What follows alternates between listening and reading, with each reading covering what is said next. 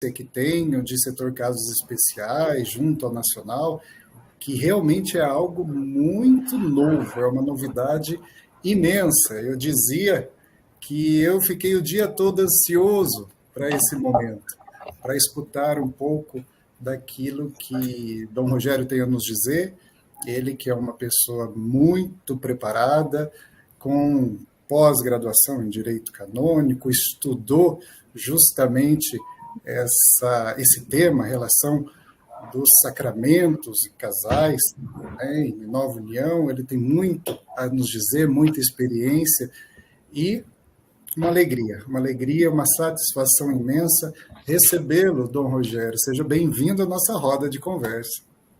Boa noite, Padre Fernando, boa noite a todos. O prazer é meu. Muito obrigado pelo convite. Alegria que encheu o nosso coração. A Taíde Maria Aida, nosso coordenador, casal coordenador do nosso Regional Sul 1, pode testemunhar a alegria que encheu os nossos corações com o Sim de Dom Rogério, com esse tema tão novo, interessante. Novo eu digo porque estamos tratando disso numa live, estamos levando para todo o Brasil, obviamente para o nosso Regional Sul 1, mas todo o Brasil. Nós ouvimos várias pessoas se manifestando, se preparando, esperando esse momento, porque todos querem ouvir, querem saber mais sobre esse tema. Não é verdade, Maria Ida e Ataíde? Boa noite! Boa noite, é verdade mesmo, Padre Fernando.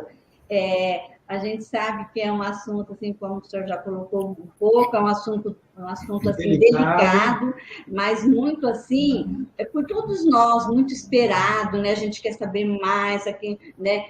Como orientar os casais, as pessoas, né? E é uma alegria muito grande mesmo, né? O Sim de Dom Rogério para este tema, né? E realmente foi uma luta a gente conseguir acertar a agenda, né, para ter Dom Rogério conosco. Então, a gente agradece já antecipadamente, Dom Rogério, a sua disponibilidade, e também vamos ter a oração, mas já nessa oração pedindo ao Espírito Santo que ilumine, para que a gente possa conduzir bem esse tema para nós. E o nosso casal do setor Casos Especiais, o nosso subregional, que alegria, Braulio e Simone, que alegria revê-los, é sempre uma alegria de verdade, do fundo do meu coração. Quando eu encontro com vocês já é uma festa, mas quando eu vejo esse sorriso já ilumina, né, toda uma vida. E obrigado pelo sim de vocês, obrigado pelo testemunho, e é com vocês nessa oração. Obrigado, Nossa, Padre que alegria especial. Alegria de todos. Para todos, né? Então, aqui, como o Padre Fernando falou, já nos apresentou Braulio e Simone do Braulio, né? Estamos muito felizes em estar aqui participando da roda de conversa, né? Com o Dom Rogério, com o Padre Fernando, nosso querido aí, que já nos acompanhou no Nacional, né? Durante muitos anos, né? Maria Aida e a Taíde, que estão distantes, alguns quilômetros daqui, mas estão sempre presentes no nosso coração. Sempre juntos conosco, né? Essa missão tão bonita que Deus nos chamou através deles, né? E o nosso querido bispo, né? Da região Sé e do nosso Regional Sul 1. Privilégio. Privilégio mesmo, né? Então, nós vamos iniciar... São ovelhas dele, diretas, ovelhas diretas. Do redil de Dom Rogério, né? Então, vamos iniciar em nome do Pai, do Filho e do Espírito Santo.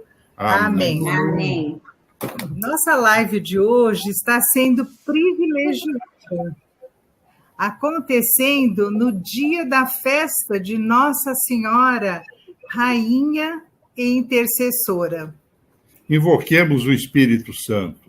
Vinde, Espírito Santo, enchei os corações dos vossos fiéis e acendei neles o fogo do vosso amor. Enviai o vosso Espírito e tudo será renovado. Renovareis a face da terra. Oremos. Ó Deus, que instruíste os corações dos vossos fiéis com a luz do Espírito Santo, fazei que apreciemos retamente todas as coisas segundo o mesmo Espírito e gozemos sempre da sua consolação. Por Cristo Senhor nosso. Amém. Rezemos a oração ao Pai que Ele mesmo nos ensinou. Pai nosso que estais no céu, santificado seja o vosso nome.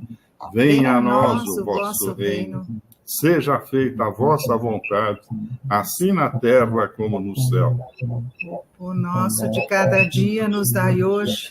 Perdoai as nossas ofensas, e não assim como nós perdoamos a quem nos tem ofendido.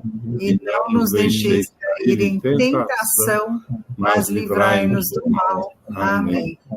Maria, ensina-nos a caminhar nos passos de Jesus. Ave Maria, cheia de graça, o Senhor é convosco. Bendita sois vós entre as mulheres, bendito é o fruto do vosso ventre, Jesus. Santa Maria, Mãe de Deus, rogai por nós, pecadores, agora e na hora de nossa morte. Amém. Glória ao Pai, ao Filho e ao Espírito Santo, como era no princípio. Amém. Continuamos reunidos em nome do Pai, do Filho e do Espírito Santo. Amém. Amém. Obrigado, meus queridos, pela oração, preparando o nosso coração para esse momento tão esperado. Dom Rogério, o senhor se sinta à vontade, venha para a roda, venha conversar conosco. Estamos em casa com a sua orientação como nosso bispo referencial, e agora, como ovelhas desse redil, nós queremos ouvir. Mas você que nos acompanha, você também pode mandar a sua pergunta, pode interagir com o Dom Rogério. Nós temos o Wilson está aí nos bastidores, né? Então ele está nos acompanhando e ele pode, né, ir pegando, pincelando essas perguntas e nos apresentando. Então, estamos em casa, é uma roda de conversa, de verdade. Dom Rogério, com o senhor a palavra. Boa noite, muito obrigado, e boa noite a todos. Eu acho que estão em qualquer lugar onde se une, então, esse nosso encontro. Eu agradeço por vocês darem esse caráter de ser uma roda de conversa. Então, eu não sei, eu proponho que se houver alguma questão relevante aí que o padre Fernando me interrompa à vontade, talvez para fazer com que flua aquilo que mais interessa, porque é claro que o assunto é bonito e muito relevante, mas a gente dispõe de muito material para falar sobre aquilo que a igreja traz. E eu elenquei alguma coisa, mas esse formato de apresentação não permite que a gente apresente um material, livros, obras assim, de mais a mais as questões do magistério. Eu vou citar algumas coisas, pretendo citar algumas coisas, e especialmente como eu sou canonista, então eu tenho uma facilidade de usar os textos mais ligados ao Código de Direito Canônico, que não quer dizer que o Código seja a palavra de Deus, assim, esses livros, né? Mas, normalmente, o Código reproduz alguma coisa que está no catecismo, em documentos, não é que ele saiu da cabeça das pessoas também. Se houvesse alguma lacuna, alguma contradição entre a lei da igreja e aquilo que ela ensina, então essa lei não valeria nada. Então, por isso eu tenho uma certa segurança de citar os textos, porque eu sei que eles têm fundamento no magistério da igreja mesmo. Mas interessa mais que a gente crie um ambiente favorável para a reflexão. Então, eu me proponho a isso, a ajudar a pensar um pouco e talvez termos até uma abertura maior para a reflexão. Eu queria iniciar contando duas histórias muito breves, uma que eu acho que toca na situação dos casais de segunda união na igreja, pelo o nosso modo de dever tratar com eles, e uma segunda que foi uma experiência sobre confissão. Bom, a primeira foi do meu tempo de criança, uma coisa que me marcou quando a gente era criança. A gente era pobre, né? Então vivia doente, né? E parece que tudo que meus pais sabiam fazer era levar a gente na mulher, que era vizinha de casa, que aplicava injeção. E então isso era o terror da nossa vida. Eu era um dos afortunados lá, que era um dos mais doentes. E então, coitada, aquela mulher lá, se ela soubesse o sentimento que eu tinha contra ela, porque a gente era pequenininho e ia tomar injeção naquele tempo que não tinha esse material descartável. E vocês, os mais antigos aqui, sabem o tamanho que era a agulha, a seringa, e que era esterilizada em casa e usada sempre a mesma, né? Então era uma coisa muito dolorida. E então, quando a gente ia lá, o pai levava a gente, eu tinha lá, acho que nem 5 anos eu não tinha ainda, e eu lembro das tantas vezes que o pai dizia assim, não vai doer nada. E a dor que vinha depois, maior pelo fato da gente acreditar em que ele dizia que não ia doer nada, e depois a gente dizia, o pai mentiu, né? É claro que na simplicidade dele jamais pensava em qualquer tipo de metodologia que não fosse essa de entreter a gente antes de tomar a injeção. Mas o fato é que, se a gente olha por esse exemplo bobo, a gente diz, teria sido melhor se ele dissesse, vai doer, mas é para o seu bem. Então, eu no trato com os casais de segunda união, eu sempre coloco esse convite a que saibam que é melhor que a gente diga o que é, do que a gente, pura e simplesmente, diga o que as pessoas querem ouvir, o que agrada, mas que não lhes faz bem, não lhes ajuda a crescer. Sabe, às vezes as experiências mais doloridas são as que mais fazem crescer. E a minha experiência nos encontros com os casais de segunda união, agora aqui em São Paulo, nos encontros do Bom Pastor, é sempre que a gente descobre que as pessoas que assimilam a dor e o sofrimento pela sua situação são as que dão mais passos. E elas conseguem um progresso tão grande em relação à fé e à espiritualidade eucarística, inclusive, que nos questionam aqueles que comungam, aqueles que celebram, sobre se têm consciência do que estão fazendo.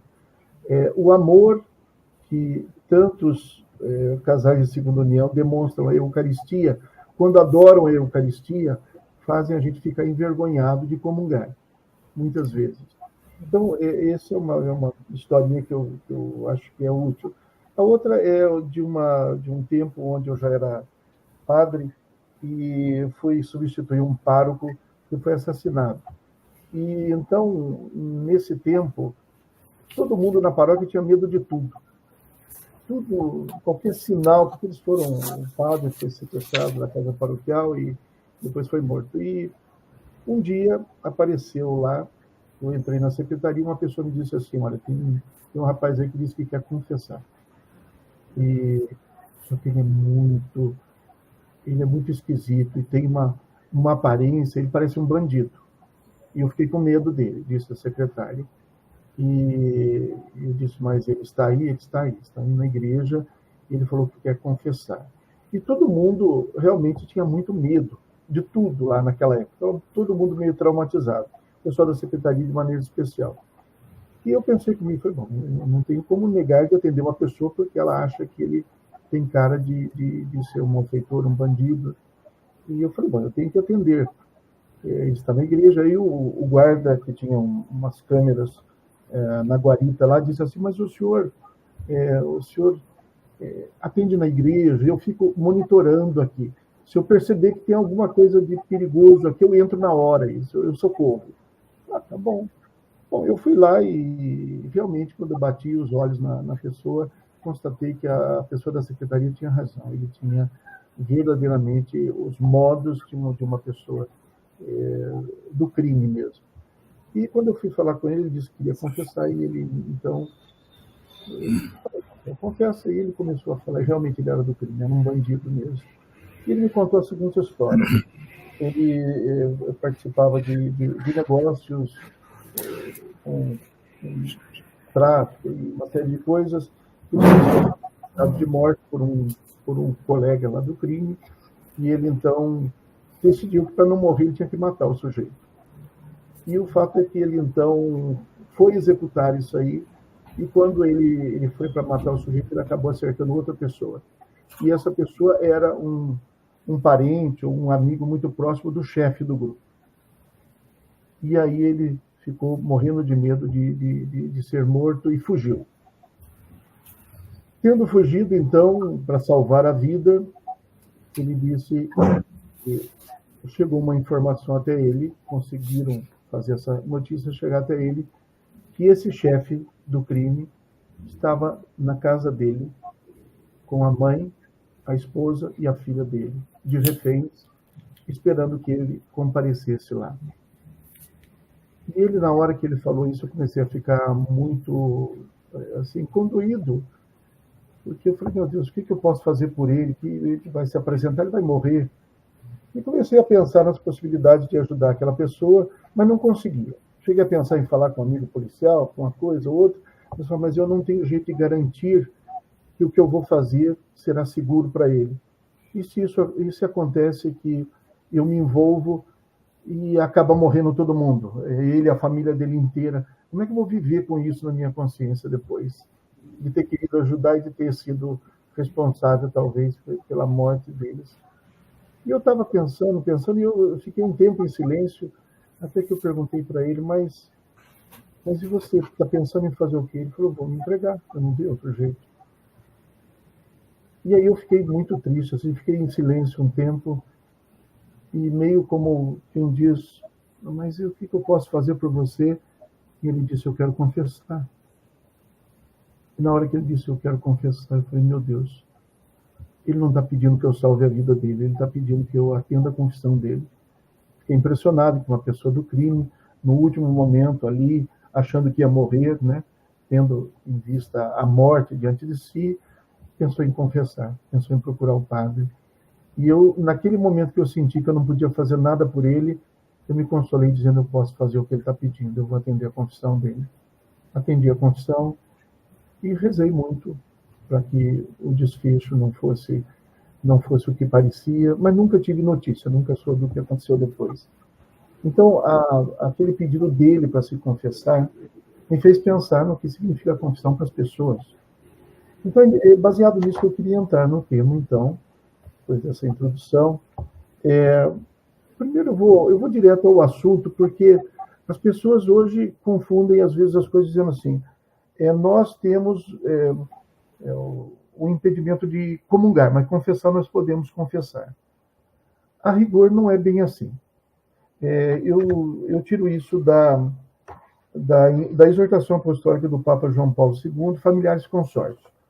É o número 84, onde começa ali, o Papa traz a pastoral, o capítulo 4 traz a pastoral familiar nos casos difíceis, daí ele começa a elencar matrimônios mistos, depois o matrimônio de experiência, o matrimônio, as uniões livres de fato, de gente que não casa nem no civil nem no religioso, católicos unidos só no matrimônio civil, pessoas separadas e divorciadas sem segunda união, quer dizer, casaram, se divorciaram, mas não se uniram a outras pessoas, e o caso dos divorciados que contraem nova união. Então, é desses aqui que o número 84 trata, e ele diz sobre a comunhão, a comunhão, que a Igreja reafirma, está no número 84. A Igreja reafirma sua praxis fundada na Sagrada Escritura de não admitir a comunhão eucarística os divorciados que contraíram nova união. Não podem ser admitidos do momento em que o seu estado e condições de vida contradizem objetivamente aquela união de amor entre Cristo e a Igreja, significada e atuada na Eucaristia. A união do casal, ela representa a comunhão do casal pelo casamento, representa também a união como que sacramental entre Cristo e a humanidade, Cristo e a Igreja. Então, essa parte, creio que a maioria das pessoas já saiba disso. Alguém vai dizendo, mas o Papa Francisco liberou. Não existe essa liberação do Papa Francisco. O que existe é um convite à reflexão para abertura. Isso está lá no capítulo 8º da Amoris Laetitia, que vocês bem conhecem, onde ele convida a fazer um caminho com os casais em segunda união, Deixa eu encontro aqui, onde ele, no capítulo 8º da Amoris Laetitia, fala acompanhar, discernir e integrar a fragilidade. Quando ele fala em integrar a fragilidade, ele acena para alguma possibilidade de uma abertura. O fato é que o Papa Francisco, claramente, naquela ocasião, gostaria de abrir mais, gostaria de mudar essa disciplina, mas ele não quis fazer isso sozinho. Ele quis seguir aquilo que foi tratado no sínodo sobre as famílias. Então, ele convida ao discernimento e à abertura. Numa entrevista, uma vez, ele disse assim: de nada adiantaria pura e simplesmente se liberar a comunhão para os casais de segunda união se as pessoas continuassem a olhar para elas de modo a discriminá-las. No fundo, o grande problema dos casais em segunda união de não comungarem não é tanto a questão de não receber o sacramento, mas é sobretudo a questão de que a não recepção do sacramento parece ser um sinal de que eles são menores. E aí eu queria dizer que não é bem assim. Em primeiro lugar, porque não existe, daqui a pouco eu falo sobre a confissão, mas essa é a parte que fala da comunhão. Em primeiro lugar, porque não existe nenhuma garantia de que porque uma pessoa está comungando sacramentalmente, ela está salva por isso. E São Paulo chega a dizer que quem come e bebe do corpo e sangue de Cristo sem distinguir, come e bebe a própria condenação. Quer dizer que a comunhão pode ser sacrílega. Quer dizer que a comunhão pode ser pecado para mim. Seria de se preocupar. Eu que celebro a missa, os outros tantos milhares, milhões de pessoas que comungam, talvez sem distinguir, talvez deveriam. Será que a gente pode comungar como a gente comunga assim, indistintamente? Será que nós não deveríamos fazer um exame de consciência melhor e fazer uma confissão mais sincera? É de se perguntar. Não existe nenhuma afirmação de que quem não comunga porque não comunga está condenado. Muito pelo contrário. Existe até, desde o Concílio de Trento, a previsão no texto conciliar da comunhão espiritual, dizendo que quem comunga só sacramentalmente e não espiritualmente comunga como se fosse um pagão. E quem comunga espiritualmente pelo desejo, mas que não comunga sacramentalmente por alguma impossibilidade, recebe a mesma graça do sacramento. Isso no Concílio de Trento está dito, né? Literalmente. Então, essa seria uma primeira razão. O segundo, o fato de que a igreja não obriga a comungar. Aí eu apelaria para fazer umas comparações em textos do Código de Direito Canônico. O Código traz restrições, tem 2 cânones que falam sobre restringir a comunhão.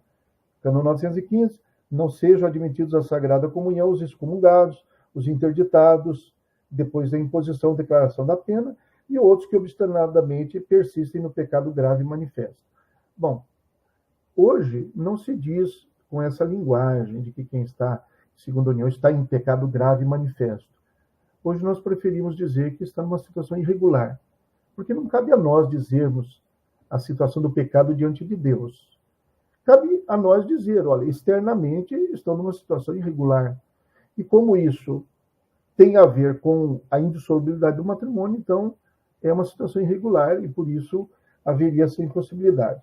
Mas também tem o cânon 916, que diz que quem está consciente de pecado grave não celebre a missa, nem comungue o corpo do Senhor sem fazer antes a confissão sacramental, a não ser que exista grave causa e não haja oportunidade para se confessar. Nesse caso, porém, lembre-se que é obrigado a fazer um ato de contrição perfeita que inclui o propósito de se confessar quanto antes. Então, não existe apenas um cânon que diz esses aqui não sejam admitidos. Existe um que diz não comungue. As próprias pessoas deveriam se avaliar. Será que todo mundo que comunga porque está consciente de que pode comungar? Ou comunga porque não quer fazer feio no meio da missa? Veja, se esse pensamento, desse julgamento estiver tanto em quem comunga como em quem não comunga, tem alguma coisa errada. Nós não estamos tratando do sacramento conforme ele é, o que ele pode fazer. Daí eu comparo alguns cânones.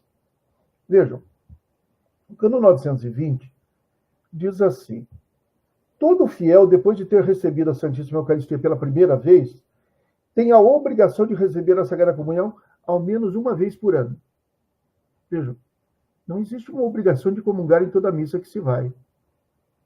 A Igreja diz que um bom católico, pelo menos uma vez por ano, e aí o parágrafo 2º diz que por ocasião da Páscoa.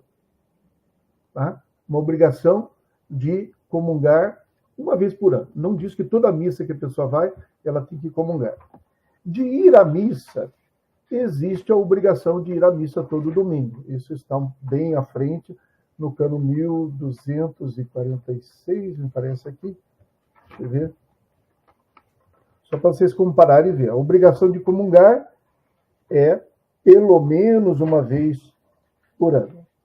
Agora, a obrigação de ir à missa, no código, diz assim, no cano 1247, diz assim: no domingo e nos outros dias de festa de preceito, os fiéis têm a obrigação de participar da missa. Além disso, devem abster-se das atividades e negócios que impeçam o culto a ser prestado a Deus, a alegria própria do dia do Senhor e o devido descanso da mente e do corpo. Temos obrigação de ir à missa todo domingo. Não temos obrigação de comungar toda a missa que vamos. Se fala do mínimo. Por quê? Porque não é automático. É claro que é desejável que todo mundo vá à missa todo domingo e comungue todo domingo. Mas não é uma exigência. Isso também quer dizer que a missa sem comunhão também vale. É semelhante àquela história que é ilustrativa. É como um avô que talvez diga que não vai no aniversário do netinho porque tem diabetes e não pode comer bolo. Então não vale nada ir cantar parabéns, não vale nada. E abraçar o netinho não vale nada. Alguns dizem, não pode comungar, não vou na missa. Então eu não fui à missa mais porque eu precisei, eu tinha que me confessar, aí eu não comunguei, e daí eu não fui mais, até confessar. Vejam, são ideias equivocadas que a gente vai alimentando aí com o tempo. Existe a obrigação de confessar, mas essa agora não vem ao caso. Volto na Familiares Consórcios para falar sobre o que diz o Papa João Paulo II sobre a confissão. No mesmo número 84, ele diz assim: a reconciliação pelo sacramento da penitência, que abriria o caminho ao sacramento eucarístico, pode ser concedida só àqueles que, arrependidos de ter violado o sinal da aliança e da fidelidade a Cristo, estão sinceramente dispostos a uma forma de vida não mais em contradição com a indissolubilidade do matrimônio. Isso tem como consequência, concretamente, que quando o homem e a mulher, por motivos sérios, quais, por exemplo, a educação dos filhos, não se podem separar, assumem a obrigação de viver em plena continência, quer dizer, vivem como irmãos, não se separam da segunda união por causa dos filhos, mas não vivem como marido e mulher. Então, nesse caso, haveria a possibilidade. Isso, na Familiares Consórcios, se tratou assim. Mas vejam, o sacramento da confissão está também na mesma linha do sacramento da Eucaristia. Claro, aí aqui é que eu gostaria de abrir uma perspectiva maior. Tá bem? Nesse ponto eu queria saber, Padre Fernando, tem alguma coisa para acrescentar ou para perguntar aqui, para eu não ficar sem nenhuma ressonância também? Não, estamos recebendo aqui alguns comentários, mas o senhor está ótimo, porque o senhor está falando e já está respondendo, né? A Gilvanda Teixeira, então, segundo união, não pode comungar? Então, o senhor já respondeu. A Elaine Cancian, os que não comungam, por algum motivo, na minha opinião, são muito humildes diante de Deus, e eu respeito muito essas pessoas que lindamente respeitam Deus. O amor e a cruz andam juntos. E eu assino embaixo isso aí, porque é o que eu tenho experimentado.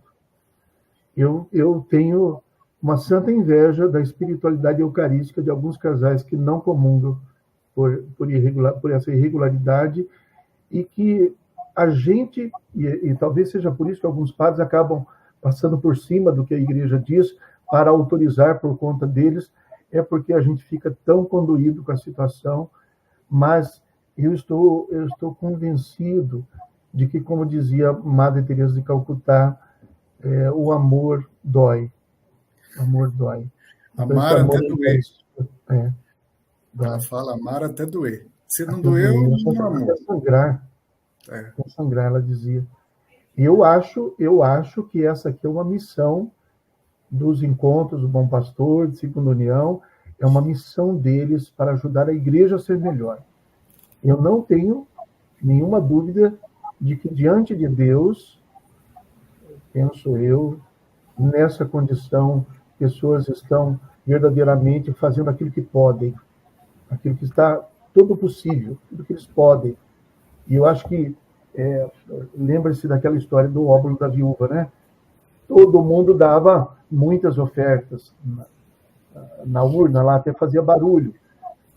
E a mulher viúva deu moedas que não valiam nada. Nada, nada, nada. Mas Jesus disse que ela deu mais, porque ela deu o que ela tinha, deu o que podia. E às vezes a gente, assim, por não ter nenhuma irregularidade assim exterior, interiormente, às vezes a gente não está nada bem, e a gente não considera isso.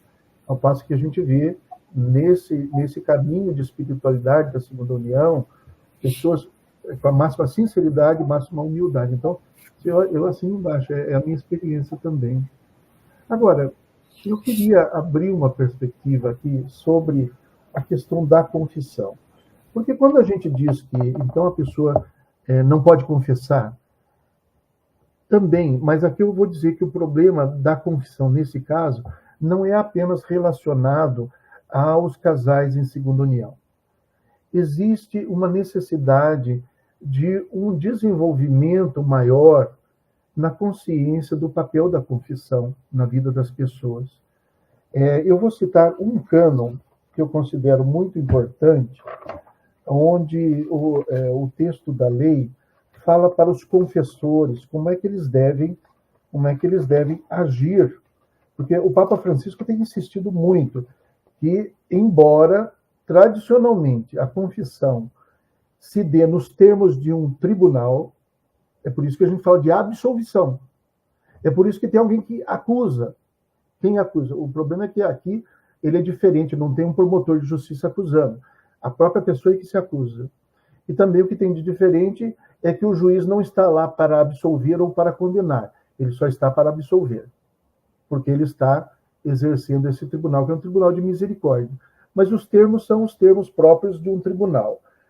O Papa Francisco tem ressaltado cada vez mais que, mesmo como tribunal, não é uma sala de tortura, não é um lugar de condenação, mas é um lugar de misericórdia.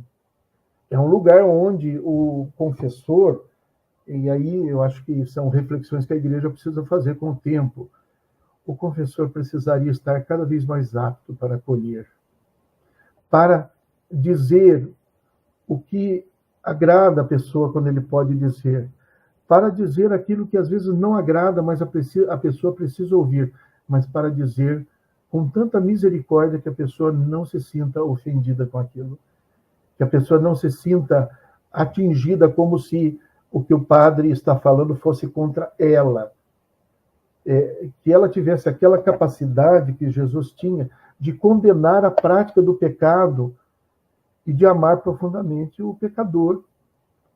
Veja, eu dou um exemplo, eu tenho vários exemplos do Evangelho.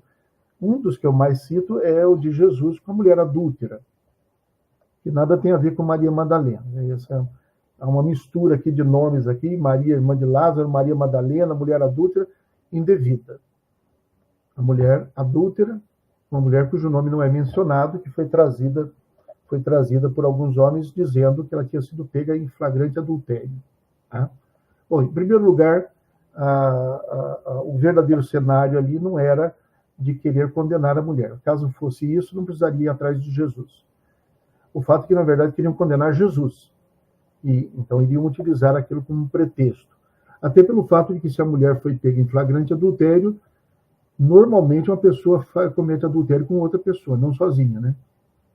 É um pouco estranho que tenham pego em flagrante adultério. Quer dizer, pegaram na hora H, aí prenderam a mulher e não tinha um homem ali na hora. em que ele não estivesse. Possivelmente estivesse ajudando a levar a mulher para que Jesus a condenasse. Vejam, Jesus não condena nem os homens. Faz com eles um processo de levá-los à consciência. Eles falam, ele desconversa, fica escrevendo no chão. Eles insistem, ele levanta a cabeça e não faz nenhuma afirmação de condenem, não condenem, mas os obriga a julgarem a mulher a partir de si mesmos. Aquele que não tiver pecado, atire a primeira pedra. Esse é o nosso problema. Por que alguém discrimina o casal de segunda união, que não comunga, ou se comunga, discrimina mais ainda? Porque pensa que é melhor do que eles. Mas se fosse lá a sua própria consciência, talvez o juízo fosse diferente. E Jesus, com muita misericórdia, diz isso aos homens e baixa a cabeça para dar chance deles irem embora, quietinhos. Jesus amou aqueles homens, apesar de eles estarem totalmente errados, mas ele fez com que despertasse a consciência deles. Esse é o problema. Nós queremos tratar da confissão do pecado sem formar consciência. E esse é o problema também na hora do atendimento. Porque a consciência, às vezes, ela está ainda no nível da catequese da primeira comunhão. Que no início, é claro, é um jogo de regrinhas. Fez isso, pecou. Isso pode, isso não pode. Gente, para quem permanece no nível dos mandamentos apenas, é pode ou não pode. Para quem chega no nível do amor e da gratidão a Deus, no reconhecimento da sua misericórdia, a pessoa vai dizer, eu dou a minha vida inteira, é pouco. Eu sou um pecador. Diz que existem dois tipos de seres humanos.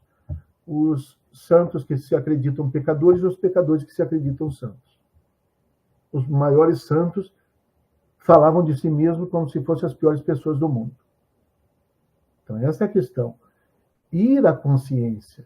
Se eu for à consciência, eu não vou ficar apenas dizendo eu fiz isso, eu fiz aquilo, ou então não vou chegar lá dizendo eu não matei, não roubei, não tem problema nenhum. Eu vou consultar a minha consciência sobre todas as vezes que eu não amei. Sobre todas as vezes que eu podia fazer alguma coisa a mais e não fiz. Não vai ser pecado só o que eu fiz de mal, vai ser pecado o que eu não fiz de bom também. Porque, como uma pessoa, uma vez, conta duas historinhas, que são rápidas, mas uma é uma piadinha que diz que o senhor ficou muito bravo quando na confissão entrou uma freira e não saía mais da confissão. E ele ficou muito bravo, ela ficou, demorou, tal, e a hora que saiu, ele entrou e ele já ficou bravo com o padre também. Pelo amor de Deus, uma freira, imagina se não fosse. Uma hora confessando aí, não precisa mais do que uns 3, 4 minutos para contar os pecados. Aí o padre respondeu para ele, olha, o senhor precisa entender que tem muita diferença de limpar um estábulo para limpar um castelo. Quanto mais nobre, cada poeirinha faz diferença. E por isso que uma consagrada se confessa, então, de coisas pequenas também, embora não seja obrigada a confessar. É obrigada a confessar só os pecados graves. Mas a outra história é do Padre Pio. O Padre Pio era muito rigoroso com as pessoas na confissão. E conta-se que, às vezes, isso eu já ouvi de gente que conheceu o Padre Pio, lá no santuário lá próximo. Ele falava para a pessoa, pode ir embora daqui e só volte quando você estiver arrependido de verdade. Às vezes a pessoa nem tinha contado nada. Ou tinha contado uma parte do pecado e não tinha dito o grave. E esse padre que contou isso para mim diz, olha, ele tinha alguma intuição. Na semana seguinte a pessoa voltava lá chorando, arrependida, e parece que ele adivinhava que a pessoa estava escondendo alguma coisa. Mas certa vez um frade disse para ele assim, Padre Pio, como é que o senhor pode ser tão rigoroso com as pessoas? Assim, a confissão é misericórdia, o senhor é tão rigoroso, às vezes a pessoa descumpriu só um dos mandamentos só, e o senhor fala com tanto rigor assim. E aí o Padre Pio respondeu para ele assim, então quer dizer que o senhor acha mesmo que pecar é descumprir regras? É isso que o senhor pensa do pecado? O senhor não consegue entender que pecar é virar as costas para aquele que nos ama infinitamente? É um ponto de vista muito diferente, não é? Então, baseado nisso, é claro que a gente precisa abrir um pouco mais a perspectiva, formar melhor a consciência, inclusive para saber que Deus, que Jesus nos deixou o sacramento da confissão como um sinal, mas que Deus não é escravo do sacramento. Nós precisamos do sinal, ele não. Ele pode nos perdoar sem a confissão. É claro que não, dificilmente vai fazer isso por vontade dele mesmo, se trata de alguém com má vontade. Mas quando se trata de alguém que, com toda a confiança, chega e se confessa sinceramente, ainda que não seja na confissão sacramental. Bom, o cânon que eu disse, veja, o que o Papa Francisco diz, lá na legislação da Igreja, que é lá de 1983, já estava. Cânon 978, parágrafo 1º. Lembre-se o sacerdote que, ao ouvir confissões, desempenha simultaneamente o papel de juiz e médico. Juiz para julgar, ó, isso é pecado, isso não é pecado, isso foi errado, tal, mas de médico, para dar o remédio, para curar. Não são os sadios que precisam de médico, disse Jesus, hein? São os doentes. Confissão não é para os santos. Confissão é especialmente para os pecadores. Aliás, a igreja é para os pecadores. Se a igreja não fosse para os pecadores, eu não podia entrar, porque eu sou pecador. E que foi, então, juiz e médico, e que foi constituído por Deus como ministro da justiça divina e, ao mesmo tempo, de sua misericórdia, para procurar a honra divina e a salvação das almas. E o parágrafo 2º diz assim: o confessor, como ministro da igreja, ao administrar o sacramento, atenha-se fielmente à doutrina do magistério e às normas dadas pela autoridade competente. Quem vai se confessar não está querendo saber se o padre é bonzinho, se ele pensa melhor do que a igreja, se o pensamento dele é mais moderno do que o pensamento da igreja. Quem vai se confessar quer que o confessor oriente baseado naquilo que a igreja diz. E se ele fizer isso com respeito e com caridade, a pessoa não vai se ofender. A pessoa vai entender. E se ele, além de... Porque, veja bem, o médico, diz o médico. Então, uma pessoa vem com uma doença incurável e grave. E aí eu sou médico, eu vou dizer, olha, pode ir embora porque eu não tenho o que fazer para você. É isso, é o médico? Não. Eu tenho que cuidar de você. Se você não pode isso, eu vou ter que indicar outros caminhos. Eu vou ter que dizer, venha conversar sempre comigo aqui. Vamos conversar, vamos ler a palavra de Deus, vamos rezar junto. Eu não posso permitir, porque a igreja não permite que você realize certas coisas ou receba o sacramento. Sim, e o que eu posso permitir? O que eu posso, eu tenho a obrigação de colocar alguma coisa no lugar. Eu não posso dizer para a pessoa, vai embora, eu não tenho nada para fazer por você. Veja, confissão é uma arte sagrada. E aí a pessoa precisa estar muito bem preparada e precisa estar em condições. E muitas vezes os padres, como confessores, estão atarefados demais com coisas administrativas, com coisas de organização pastoral, e nem sempre estão inteiros ali para exercer esse ministério da misericórdia. Eu conto rapidamente uma outra experiência sobre confissão. Uma vez eu estava atormentado porque a fila de confissões era muito grande. E a pessoa...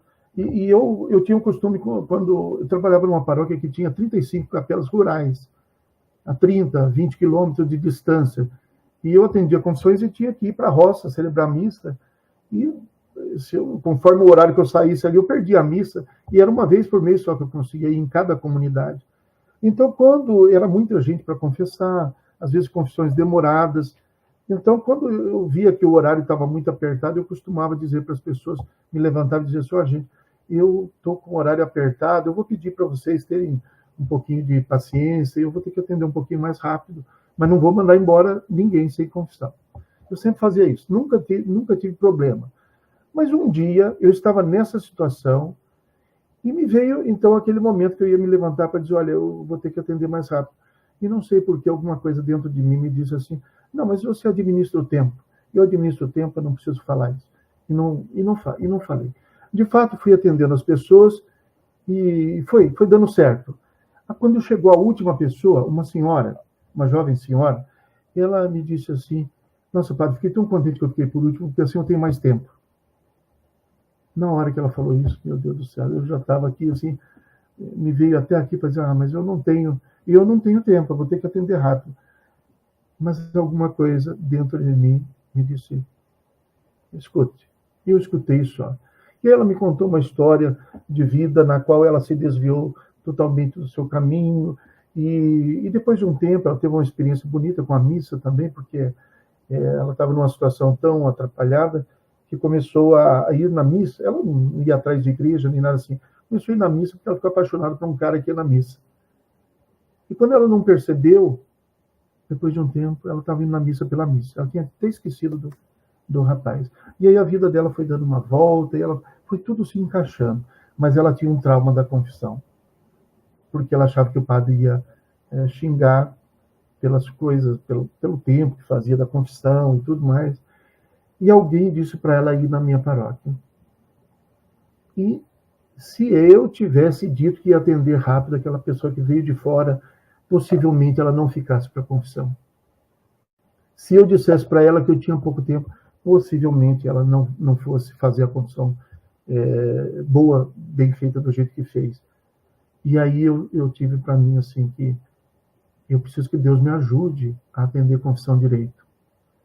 Deus não se vale de mim apenas na preparação que eu tive, no conhecimento que eu tenho, mas Deus se vale do meu psicológico também, da minha capacidade de acolher. E isso quer dizer que se eu estiver estressado de tanta atividade, quase doente lá, é provável que eu acabe estragando tudo. Então, juiz e médico. Bom, alguma coisa mais, o padre Fernando? Antes de seguir. Bom, aqui nós temos testemunhos, né? Testemunhos de tudo isso que o senhor tem falado, e o testemunho sempre nos enriquece muito, né? Nós temos, me chamou bastante atenção, a Sônia Aparecida Pinto. Ela disse, tenho certeza deste amor. Em toda a Eucaristia participo e comungo espiritualmente. Creio no grande amor do Senhor, que me conhece e conhece a minha história. Maravilha. Muito a Maristela Lopes. Sempre me senti mal por não poder comungar. Gostei do termo comungo espiritualmente. Aí, já trouxe uma... Isso é palavra da igreja num concílio de Trento. Sim. Às vezes tem padre que eu já escutei padres dizer, não, isso não existe, não existe, então eu estudo um pouco mais, então. A igreja fala sobre isso no concílio de Trento. E Santo Afonso tem uma bonita oração, que é a oração para a comunhão espiritual, que foi muito difundida no tempo da pandemia, né? Cleuma José da Rocha diz, comungo espiritualmente e como é maravilhoso ter Jesus na minha vida. Da missa saio outra pessoa. Bonito esses testemunhos. Veja, nem todo mundo que comunga na missa, que vai toda a missa e comunga, diz isso. Padre Fernando, sim. Tem aqui o Cido e Cidinha Neves, colocou Dom Rogério, então só para esclarecer, a pessoa de casal em segunda união pode se confessar? Muito bom. Então esse seria o passo seguinte. Dando essa abertura para a perspectiva do que a confissão significa, Papa João Paulo II, durante todo o pontificado dele, diversas vezes, falou sobre o papel do confessor como mestre. E esse foi um ponto muito caro para mim. Muitas vezes a pessoa não tem a formação, não tem a consciência. Às vezes é a ocasião, não digo que quando a fila está muito grande, talvez seja preferível marcar um outro momento, mas de ajudar a pessoa a entender um pouco mais essa situação. É uma avaliação pessoal, de modo que eu possa, então, ajudar a pessoa naquilo que é possível. Daí eu tiro uma conclusão muito simples. Isso que eu disse que o Papa João Paulo II falou, ele falava sempre, lá em Roma tem sempre um curso que se chama Curso do Foro Interno, que é sobre a confissão, pela Penitenciaria Apostólica. Eu participei uma vez quando estava lá. E o Papa sempre faz uma mensagem. O Papa João Paulo II, todos os anos, ele fazia mensagens falando desse papel do confessor. Porque o bonito seria que até no ato de dizer para a pessoa, eu não posso te dar a absolvição, mas houvesse uma acolhida de dizer, mas eu posso te ouvir. E eu posso te dar uma bênção. Vejam, bênção não é proibida para ninguém. Nunca foi. A bênção nunca é proibida. Por isso esse documento último que fez polêmica à toa, né? Porque a bênção, a não ser a bênção, há uma união. Isso não se pode. É uma união irregular. Isso, na Familiares Consórcio, estava proibida, tem uma parte, ainda acho que no número 84 mesmo, que proíbe fazer essa bênção até para os casais de segunda união. Que dirá para os casais homoafetivos que em si não vivem situação matrimonial. E a situação de um e de outro são muito diferentes. Hein? Mas de dar uma bênção, de conversar, de atender, de acolher. O padre não pode, a rigor, não pode dar a absolvição só para uma parte da confissão e da conversão da pessoa. Mas ele pode dizer mais à pessoa. Eu dou uma bênção, é o que eu posso fazer. Ouro e prata eu não tenho, mas o que eu tenho eu te dou. Né? Então, isso eu ofereço para você. Eu diria que essas pessoas deveriam ser mais acolhidas na confissão, porque é uma das poucas oportunidades dela ter um confronto com a igreja através do ministro. Então, eu diria que não se pode confessar no sentido da absolvição. Isso não. Mas no sentido de ouvir, mesmo que ela se acuse dos seus pecados, ainda que não receba o perdão sacramental. São Francisco de Assis colocava como regra que os frades se confessassem todos os dias, a qualquer um, ao irmão. Não era confissão sacramental, mas era um modo de se reconhecer pecador. Sacramental seria só para o padre, mas para o frade, ele queria que eles se confessassem todos os dias. E aqui, no caso, então, a pessoa pode se confessar ao padre. Como existe uma certa dificuldade de compreensão, às vezes até mesmo do padre, eu diria que isso aqui é o tipo da coisa que o casal ou a pessoa, ela deve descobrir o padre com que ela se sinta à vontade, com quem ela seja capaz de dizer que o padre saiba, ou que ela diga, olha, eu não posso me confessar sacramentalmente, mas eu quero fazer uma acusação dos meus pecados, eu quero algum conselho, eu quero uma bênção. E nesse sentido está perfeito. São dimensões do sacramento da confissão, porque é do foro interno, que vão além do simples pode comungar, como se fosse apenas um carimbo, pode comungar, entendeu? E tem gente que pensa que a confissão serve para dar um carimbo só. Em alguns lugares onde eu atendi confissão, a pessoa se confessa, toda missa que ela vai, tem um padre atendendo, ela vai confessar antes de comungar. Se não conseguir confessar, ela não comunga. Porque ela diz que não pode comungar sem confessar.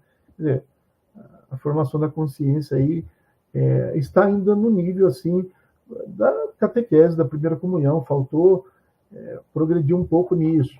Então, o que eu aconselho é que a pessoa, se não perceber essa abertura num padre com quem ela foi falar, procura outro padre onde ela consiga se sintonizar, onde o padre tenha essa clareza para que ela possa fazer esse caminho, não é? Que vale a pena.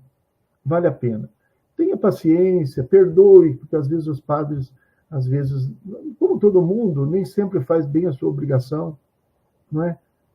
Uma pessoa um dia me falou, só para dar um exemplo bem claro, uma pessoa que cometeu um aborto há muitos anos atrás, Mas as pessoas que cometem aborto, quando ela chega àquela consciência, ela não consegue se confessar sem contar.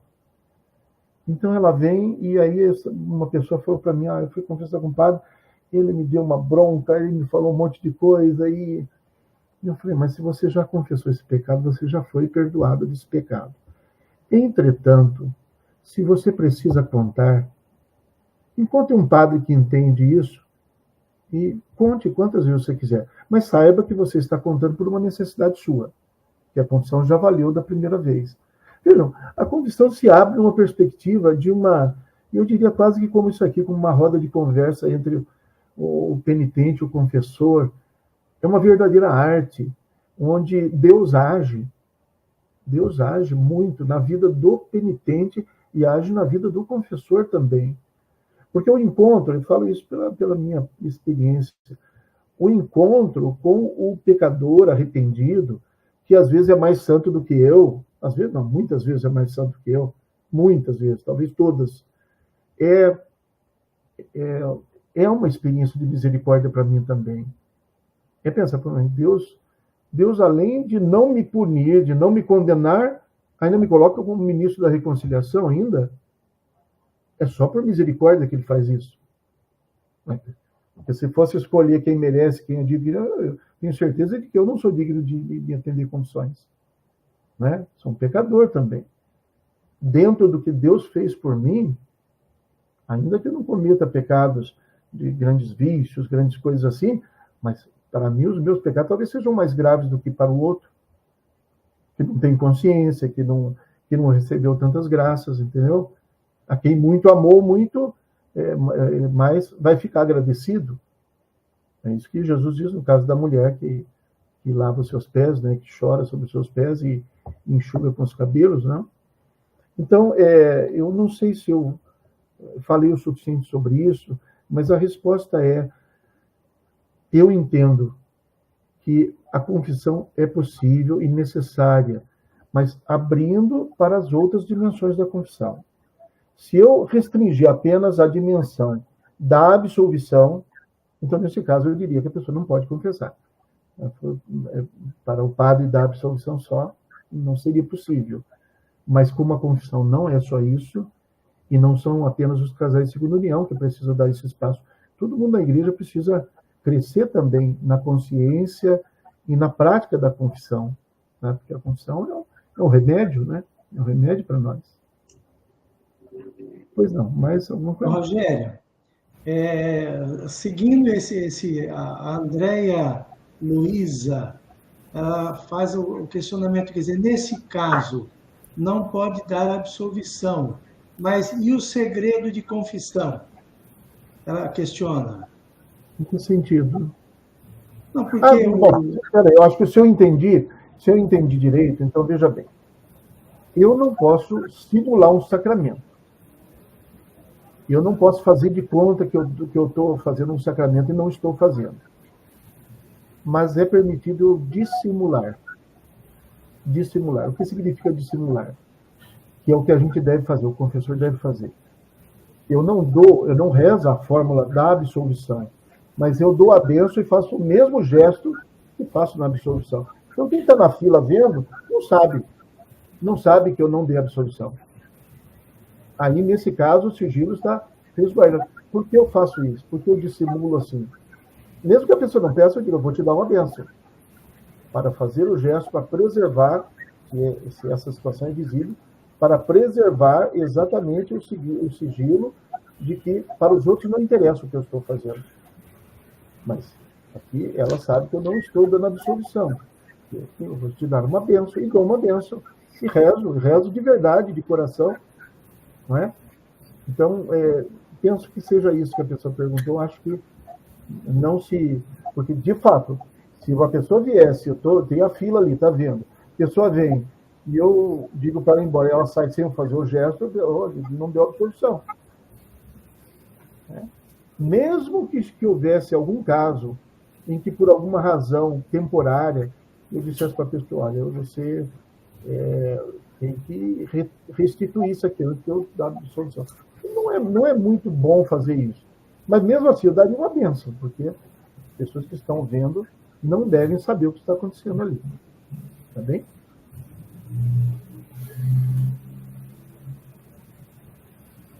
Mais algum comentário? Ainda na linha de testemunho, tem muita coisa boa, Dom Rogério. Eu aproveito nesse momento para agradecer a cada um que nos acompanha. Nós estamos com bastante gente nos acompanhando, graças a Deus. E muito testemunho. Eu diria até para o senhor depois rever a live e ler tantos testemunhos, tantas coisas belas que uma riqueza naquilo que o Senhor tem, né, colocado. As pessoas estão bastante agradecidas. Que aula maravilhosa, isso é uma verdadeira catequese, belíssimas explicações. Então as pessoas estão bastante agradecidas, mas também estão partilhando. Irley Silva: já escutei tantas pessoas falando para eu comungar, mas tenho tanto temor a Deus que não faço. Comungo espiritualmente, mas confesso, não é fácil. Mas sigamos na graça de Deus. Então, a Cristiane Queiroz Couto: fizemos o Encontro Bom Pastor em 2017 e foi um divisor em nossas vidas. Os casais em nova união precisam e devem participar desses encontros, serem acolhidos, para depois do entendimento poderem servir com todo amor em sua paróquia. Hoje servimos ativamente em nossa paróquia. Não confessamos e nem comungamos sacramentalmente, mas espiritualmente. E quando precisamos, o nosso padre nos acolhe e nos ouve para nos orientar. Que riqueza isso, né, Dom Rogério? O senhor tem insistido, né, nessa formação de consciência. Para mim, de tudo isso que o senhor está me dizendo, na verdade, é uma riqueza muito grande. Tem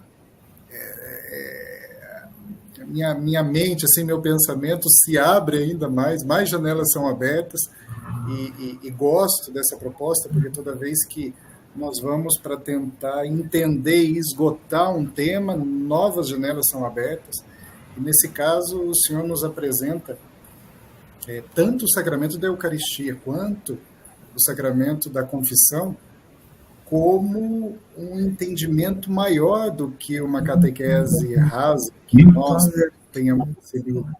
E isso é a grande riqueza, mas essa formação de consciência, ela demora. E, na verdade, tudo isso que o senhor tem nos dito, ela serve para qualquer cristão, não é só para o casal, né, em nova união.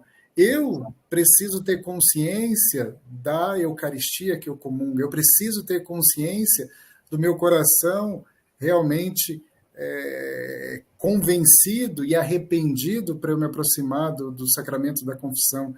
Então, o que o senhor tem feito, na verdade, é uma provocação em torno daquilo que eu entendo, da ideia que eu tenho sobre o sacramento, tanto da Eucaristia quanto da confissão. A partir do momento que nós entendemos em profundidade, nós vivemos com maior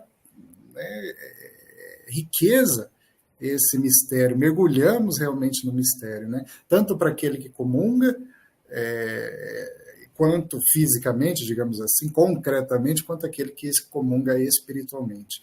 Então, é isso que eu tenho visto e é um pouco isso que eu senti, né, de toda essa belíssima explicação do senhor. Essa sua fala me traz dois comentários.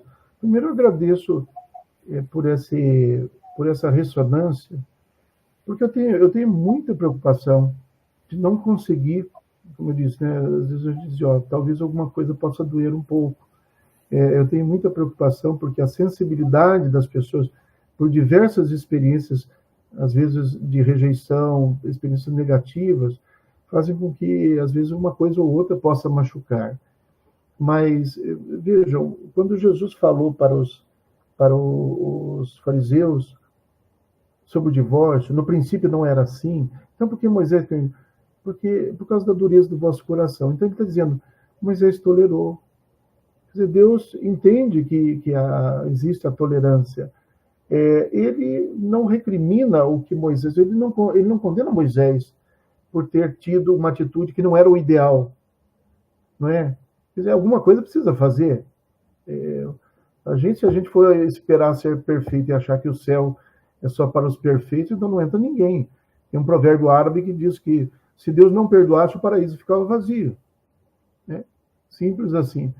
Então, eu tenho essa preocupação e por isso eu agradeço essa ressonância. Eu espero sinceramente que nenhuma fala tenha soado assim, ofensiva, que possa machucar.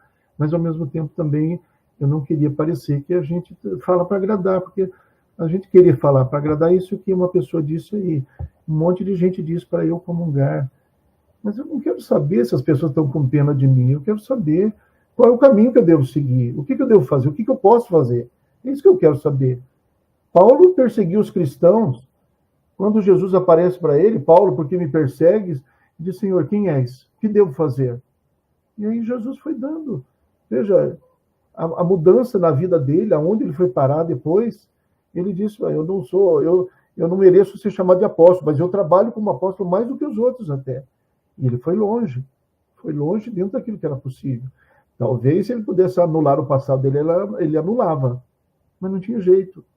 Mas o futuro, ele diz na carta aos Filipenses, acho que é Filipenses 3:3, se não me engano, uma coisa eu faço, deixando o que fica para trás, eu me lanço para frente, para ver se alcanço Cristo.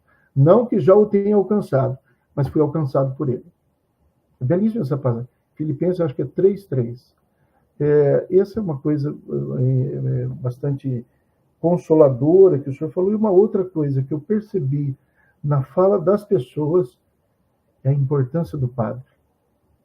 Olha, eu não confesso, mas o meu padre me acompanha. É isso que a gente precisa trabalhar na igreja. O padre tem uma importância assim que às vezes nem ele mesmo sabe o que ele tem na mão, né? O que ele significa, a importância, às vezes é de estar do lado. Lembra um casal de segunda união que ajudava na paróquia onde eu estava, a última paróquia da minha diocese de origem? Meu Deus do céu. Eles mas muito santo. Agora eu acho que eles conseguiram a nulidade, eu acho que já se casaram, verdade, já conseguiram se casar. Porque era possível, era um caso de nulidade matrimonial, o caso dele, sem dúvida. Meu Deus, mas o dia que eles chegaram na paróquia e que o pessoal da pastoral familiar deixou que eles levassem as oferendas de pão e de vinho, eles choraram tão copiosamente nessa procissão que eles participaram, que o pessoal da pastoral familiar ficou todo mundo tocado. O que nós estamos fazendo aqui que a gente não se dá conta das graças que nós temos? E aí, veja, o testemunho desse casal, que em pouco tempo estava coordenando tudo lá, porque é um casal muito santo, e eles tinham, segundo o que eu sei, tinham sido escolhidos para ser coordenadores até da pastoral. Mas assim, com a simplicidade, com a humildade deles.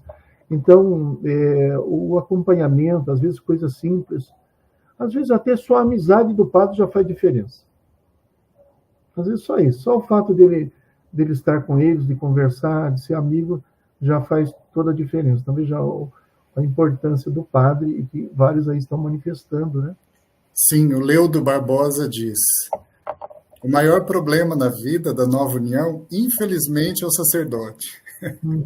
Ou é muito misericordioso e atropela os cânions, ou são extremistas e não acolhe, não discerne e não insere. Muito bem colocado, é verdade. Sim, sim. É verdade, as duas coisas são prejudiciais. O acompanhamento, a proposta do Papa Francisco é clara, quando ele fala aqui de discernir, acompanhar, discernir, integrar a fragilidade. A proposta do Papa Francisco é revolucionária, mas é revolucionária não simplificando as coisas, dizendo não é o caminho mais curto, não é a porta larga, é a mais difícil, dá trabalho, precisa estudar, precisa conversar, às vezes pode ser que não fique claro uma vez, no passar do tempo, as coisas vão acontecendo. Tem pessoas que teriam todo o direito de entrar no tribunal eclesiástico e de conseguir a nulidade, mas as pessoas estão tão machucadas com a história do casamento que até para convencê-las aí, ver se ela não pode resolver, demora. Eu tenho exemplos de pessoas que, depois de um tempo, eu até dava bronca. Falei, mas você já conversou comigo, eu já indiquei o caminho, e eu estou mais do que convencido que o tribunal pode te ajudar, mas a pessoa ainda está machucada, ela tem a hora dela. Às vezes chega um momento em que ela vai, porque dá trabalho, vai mexer em história passada, não é fácil. Então, a gente tem que gastar tempo mesmo, né? Verdade. Uma pergunta. Marineide Andrade. Quanto esclarecimento, obrigada. Ficou uma dúvida. Mesmo tendo nulidade matrimonial, não pode comungar? Se a pessoa vive como casado, mas não se casa, é a mesma coisa de viver como se fosse um concubinato, mesmo que ela esteja livre. E daí seria de se perguntar, mas se não tem impedimento, o que é que acontece? Porque até a gente pensar, né, tem tanta gente que sonharia em conseguir a nulidade e não consegue, porque queria se casar para poder resolver. Então, tende uma certa responsabilidade também. Claro que a distância, sem conhecer o caso, porque a pessoa está dizendo isso, não quero dizer que a minha resposta seja completa. Pode ser que ela, conversando com o padre, porque daí ela vai contar o que está atrapalhando, o que está impedindo. De repente, o padre até vai dizer, não, realmente... Mas, mesmo assim, eu não, como padre, eu não tenho o poder de dizer aquilo que a igreja não diz, porque senão eu estou sendo arbitrário. Se eu não sigo a lei, eu vou pela cara da pessoa. Então, se eu gostar da cara, eu digo uma coisa. Se eu não gostar da cara, quantas vezes a gente forma uma imagem da pessoa e a gente não permitiria uma coisa para a pessoa e a gente não sabe o que tem por trás?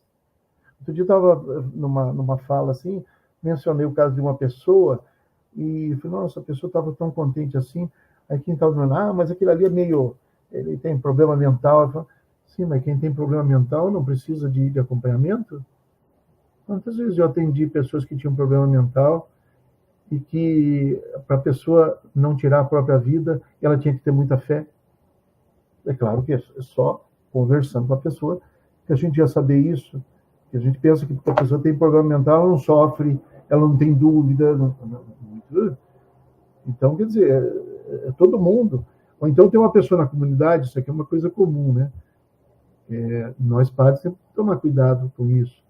A gente tem uma pessoa que é incômoda, e se a gente for usar a linguagem popular, a gente vai dizer é chato. Sim, porque ele é assim, ele não tem direito de atenção. Ele não tem direito. Será que ele não tem sentimento? A missão é difícil, né? O que tem lá dentro a gente não sabe.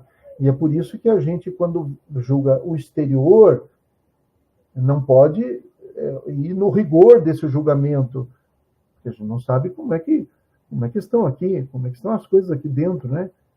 Uma vez eu critiquei, quando eu era leigo ainda, nem tinha entrado no seminário ainda, eu critiquei uma pessoa que fazia leitura na missa. Eu falei para um colega meu, aquele sujeito lá, ele só quer aparecer, né? É orgulhoso, ele só quer aparecer, assim. E era mesmo, ele parece que tinha um negócio de estar na frente mesmo.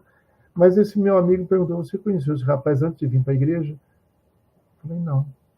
Aí ele me contou como era a vida dele. E eu fiquei com vergonha do que eu falei. Eu falei, segundo o meu juízo, era uma pessoa, sei lá, que queria aparecer, mas eu não sabia o caminho que a pessoa já tinha feito na vida. O quanto... E talvez o orgulho dela de estar na frente era o orgulho de reverência, de dizer, puxa vida, mudei minha vida, agora eu faço leitura na missa. Ele estava orgulhoso, mas estava. Mas o orgulho é até santo, que quem está de fora não sabe, né?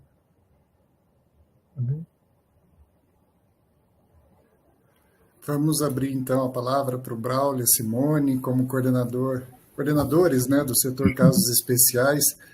Vocês, com certeza, ouvem, né, muitos desses testemunhos, muitas pessoas aqui agradecendo o trabalho de vocês e dizendo o quanto vocês são importantes, né, na vida, na conversão dessas famílias, na acolhida, principalmente. São padrinhos do Brasil. Escreveram aqui, o Braulio e a Simone são os padrinhos do Brasil. Tantos casais que vocês apadrinharam, né? Mas eu gostaria de que vocês também partilhassem um pouco, né, dessa experiência, daquilo que vocês também vivenciaram, mas aquilo que vocês ouvem e o que é mais comum, né, qual é a maior dor desses casais, né, que impedidos muitas vezes, né, de se confessarem, ou como nós estamos entendendo, muitas vezes se sentem rejeitados ou distanciados, né? Que vocês trabalham com essa questão. Dom Rogério, para ficar bem claro, o vínculo que a pessoa não tem a possibilidade do perdão sacramental é o vínculo que o casal em segunda união ainda tem em relação ao primeiro casamento, não é isso? Exatamente. Essa que é o que impede a pessoa de se casar, né? Porque a questão é estar vivendo com uma pessoa com quem ela, diante da igreja, dentro dos nossos limites, não pode ser considerada casada. Leve em conta que esse juízo é necessário porque a igreja tem a obrigação de zelar pela indissolubilidade do matrimônio. É que o casamento não é só uma coisa que atinge só a gente, atinge a sociedade como um todo. É um limite que a igreja tem, eu diria. Não é que seja um julgamento de dizer esse está certo, esse está errado, mas é de dizer, eu não posso ser infiel à palavra de Cristo. No princípio não foi assim. O homem deixa pai e mãe, se unir à sua mulher, são uma só carne. Não separe o que Deus uniu. Então é nesse sentido de que os casais, mesmo aqueles que não comungam, desta maneira colaboram para o evangelho do matrimônio indissolúvel, da mesma maneira. Como também o fato, eu digo sempre isso, acho que vocês já ouviram, né? O fato da pessoa, depois do casamento não ter dado certo, querer uma nova união e que agora vai para toda a vida, é um sinal de que a pessoa acredita no matrimônio. Ela não conseguiu, por alguma razão, que aquele primeiro matrimônio fosse bem sucedido. Mas ela ainda acredita naquilo que Deus pede. Porque ela podia dizer, não, agora não quero casamento, não, agora vou só pular de galho em galho e não vou assumir mais nada. Não. A pessoa quer assumir um compromisso, ela quer, vamos dizer, sofrer de novo, só que dessa vez ela quer sofrer mais amadurecido, que é o que normalmente a gente vê, né? Então, seria assim, o vínculo, mas também o fato da pessoa não se casar, né? Não estar casada. Aqui tem uma pessoa que escreveu, deixa eu ver o nome, a Semiramis. Amei escutar tudo isso, vou entrar com processo de nulidade. Né? Como o padre Fernando falou, muitos testemunhos, muitos agradecimentos, né? Confesso a vocês, ao senhor, padre Fernando, né? Maria Aida e Ataíde, que por alguns momentos eu me emocionei muito, tá? Porque sempre é bom ouvir tudo isso, porque cada um carrega a sua ferida, sabe aonde ela dói, né? E ninguém casa para se separar, né? Existem os acidentes de percurso. Então, a gente ouvindo, né, que não se deve julgar, que se deve ouvir a cada um, que cada um tem um caminho, né, que essa disponibilidade que vem, que brota da comunidade, do padre, de acolher, de receber. E então a gente se emociona muito, porque o Braulio e eu temos assim, como estão enviando aqui da Paraíba, de Santa Vitória, né, lá em Minas, e outras cidades, principalmente aqui os afiliados de São Paulo também, como eles se sentem, né, e o nosso caminhar de 20 anos, né, pela pastoral familiar, e com 3 anos, de 3 anos para cá, como casos especiais do Regional Sul 1. Então, nós ficamos assim, muito felizes de ver todo esse brotar, né? Esse coração aberto e essa semente que é plantada, né? Porque o Braulio e eu, depois desses quantos anos de união, o Dom Rogério vai rir e vai dizer que eu nunca lembro. 33. Nós conseguimos a nossa nulidade, para quem não nos conhece aqui na live, há 4 anos, né? Foi um duro caminho para conseguirmos as testemunhas, né? Mas foi uma felicidade grande, plena, e quando nós comungamos, a gente sempre toca naquele que está ao nosso lado, que não pode receber a comunhão sacramental. Então, a gente toca no sinal de dizer, Jesus está com você. Né? Depois nós abraçamos, damos a paz de Cristo e procuramos dar essa atenção a todos, né? E com essa aula do Dom Rogério hoje, ele traz uma nova dimensão para nós, para colocar num dos encontros com o Bom Pastor. Falava-se praticamente apenas da dificuldade, da impossibilidade da Eucaristia, mas essa abertura que é dada no sentido do padre ouvir a confissão, embora sem absolvição, eu acho que é um grande passo, são luzes que vêm para o nosso encontro com o Bom Pastor. Muito obrigado, Dom Rogério. Nossa, que live maravilhosa. Não dá vontade de terminar. Uma riqueza, de fato. Muitos testemunhos, muitas experiências. Vocês, né? Claro que já são referenciais, né, para nós e para o nosso trabalho junto ao Bom Pastor. Que riqueza, né? Mas aí eu passo agora para Maria Ida e o Ataíde, para eles, nosso casal coordenador do Regional Sul. Pois é, infelizmente, olha aí, já estamos com 1h22 de live, né? Felizmente. Felizmente. Foi uma bênção, uma riqueza, né? Quanto aprendizado, Dom Rogério, Padre Fernando, né? A gente vendo aqui as pessoas falarem da Simone Braulio, que para nós é, né? Sem palavras, muito feliz, muito, muito grata a Deus. Deixa eu trazer para o Dom Rogério, porque alguém acabou questionando depois, novamente, aquela questão do segredo de confissão, né? Parece que a resposta que o senhor deu, não sei, a pessoa parece que não ficou bem claro. Quer dizer, o que eu estou entendendo? Então, a pessoa, em segundo, quer dizer, está na nova união, e ela vai para a confissão, quer dizer, não há absolvição. O senhor deu que o senhor não vai dar uma bênção. Mas, quer dizer, na confissão, o padre ele tem ali o segredo de confissão. Nesse caso, quer dizer, não houve a absolvição. Se mantém o segredo para ele confessar. Entendi a pergunta. Assim, sinal de que quem perguntou aqui tem uma boa noção das coisas da confissão. Eu vou achar no código, porque tem duas figuras diferentes. Uma é o sigilo da confissão, outra é o segredo da confissão. As duas coisas significam segredo absoluto, mas existe uma diferença na parte da punição. Uma pessoa que quebra o segredo, ela tem uma punição mais branda se ela fez isso. Quem quebra o sigilo é a punição mais grave que tem. O sigilo, quem é que deve o sigilo? O confessor. Então, vou ver se eu encontro aqui. O confessor é que deve o sigilo.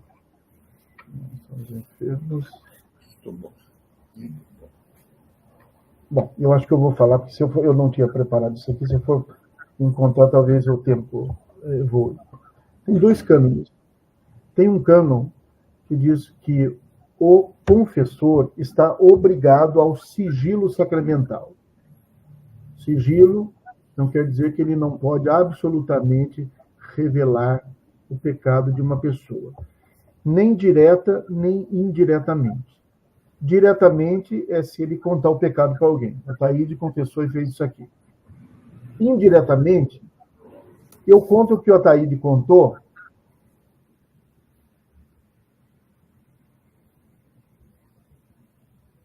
Travou. A outra coisa é o segredo da confissão. Quem é que deve o segredo da confissão? Todos aqueles que tiveram conhecimento de algum pecado e que não são o padre. Por exemplo, vai se confessar uma pessoa surda, muda. Ela pode se confessar através do intérprete.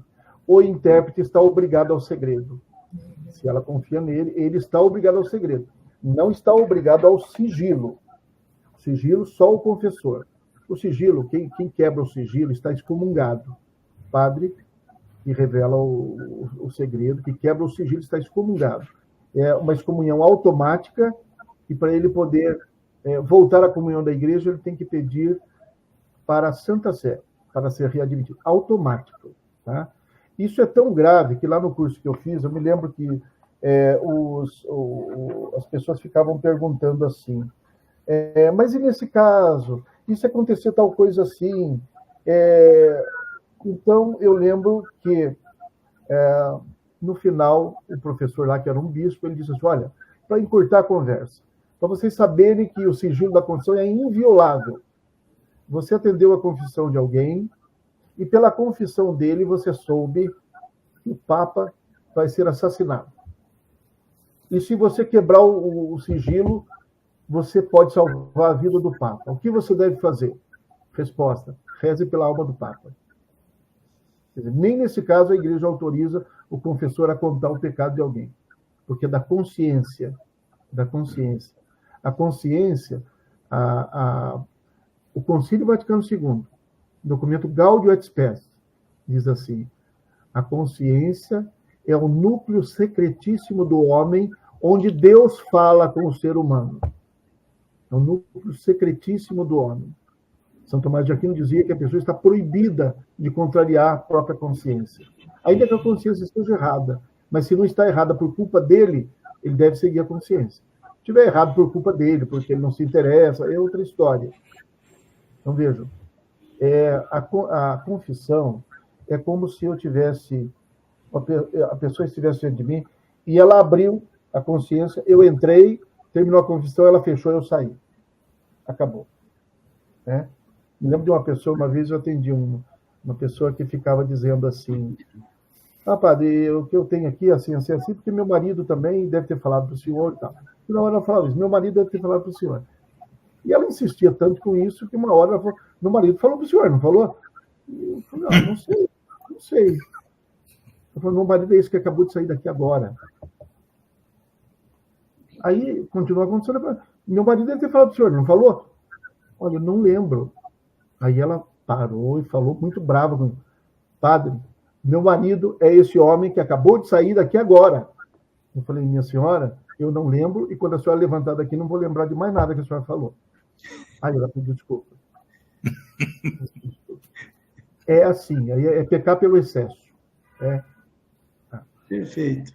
Agora, eu estou na fila da confissão e a pessoa que está confessando fala alto demais. Eu escutei. Estou obrigado ao segredo. Deixa eu ver aqui. Se eu achar isso aqui, porque tem junto, tem aqui a pena. Aqui, achei. 983, o cânon. O sigilo sacramental é inviolável. Por isso, é absolutamente ilícito ao confessor, de alguma forma, trair por palavras ou de qualquer outro modo e por qualquer que seja a causa. Parágrafo 2º. Aí esse é o outro caso. Tem obrigação de guardar segredo também o intérprete, se houver, e todos aqueles a quem, por qualquer motivo, tenha chegado ao conhecimento de pecados através da confissão. Na parte penal, é o cânon 1388, que trata, então, que traz as penas para quem quebra o sigilo. Quem quebra o sigilo é a excomunhão lata sentença, é a excomunhão automática. Quem quebra o segredo, aí a pena é mais leve, entendeu? Porque a obrigação do padre de guardar o sigilo, ela é única. Então, ele realmente não pode dizer nada. E, senão, ele torna o sacramento odioso e não pode trair o penitente. Tá? Então, eu creio que seja isso que ele esteja perguntando. Mas, no caso, então, quando eu confesso e não é confissão, então o confessor pode revelar o que... Não pode. O diretor espiritual, mesmo que não atenda a confissão, está obrigado ao segredo. Agora, se for confissão, aí é quebra do sigilo. Aí a pena é de excomunhão, caso ele quebre, ele revele pecado. Então, eu acho que é isso que a pessoa sabe, que tem diferença entre o sigilo da confissão e o segredo que o padre deve quando não é confissão. Mas é segredo também. Perfeito. Acho que ficou claro dessa vez, né? Acho que ficou bem claro, sim, né? Vamos dizer assim, não houve a absolvição, mas houve a confissão, né? O padre ouviu uma confissão, então ele tem que guardar segredo, né? Vamos pensar assim. Pecado, exatamente. Não houve a absolvição, mas houve a confissão, né? A confissão. Que bom. Mas, olha aí, já estamos com 1h30, né? Neguinha, você quer falar? Não, só agradecer mesmo, realmente, só agradecer. Né? Dom Rogério, fantástico, tá? Agradecemos de coração, realmente foi além daquilo que a gente esperava. Realmente foi fantástico. E pelos comentários, como colocou o padre Fernando, por tudo aquilo que a gente acompanhou, né, realmente todo mundo está amando todos os esclarecimentos que o senhor colocou. Né? Então, o pessoal falando que agora vai usar na pastoral familiar, então, realmente, é alguma coisa que veio para acrescentar, que veio para somar e que veio para ajudar a nossa caminhada de pastoral familiar, a nossa caminhada de casos especiais, principalmente, né, Braulio e Simone, né? Então, acho que isso tudo vai realmente fortalecer a nossa caminhada de pastoral familiar e de todos aqueles que nos acompanharam, né? Então, a gente agradece imensamente, de coração, Dom Rogério, Padre Fernando, também a sua presença, as suas colocações sempre abrilhantam mais, né, a nossa live. Braulio e Simone, sem palavras, né? Eu acho que tudo que colocaram aqui nos comentários já vale. Que bom. Os padrinhos, né? Muito querido. E o Wilson, que está aí também nos bastidores, né? O Wilson sempre nos apoiando, apesar dele estar mudo, mas está aqui, está nos apoiando, nos ajudando. Né? Então, Wilson, mais uma vez, né, o nosso agradecimento. Tá? Wilson, dá licença, o Wilson escreveu matéria para um curso intensivo. Verdade. Exatamente. Pois é, eu tive até um lampejo de ideia agora, porque nós sempre trabalhamos com uma série de lives, né, com temas recorrentes ao setor casos especiais. Mas aqui nós vemos uma necessidade de uma catequese, uma verdadeira catequese desse tema. E nós temos o nosso bispo referencial, que ele é doutor pela Universidade Lateranense de Roma, né, em Direito Canônico, e trabalha diretamente com isso, e foi professor, né, durante muitos anos. Eu pensei que talvez, para uma próxima live, ou roda de conversa, nós poderíamos falar sobre a preparação, né, desse penitente para a confissão, porque agora tantas coisas que vieram à minha mente, né, a partir dessa nossa roda de conversa.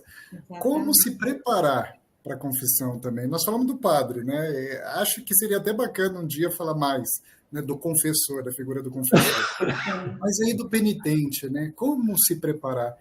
E o que é uma verdadeira confissão que não seja uma direção espiritual ou que vá para um aconselhamento ou, né, uma confissão que seja direta, uma confissão que seja clara, uma confissão, enfim, né?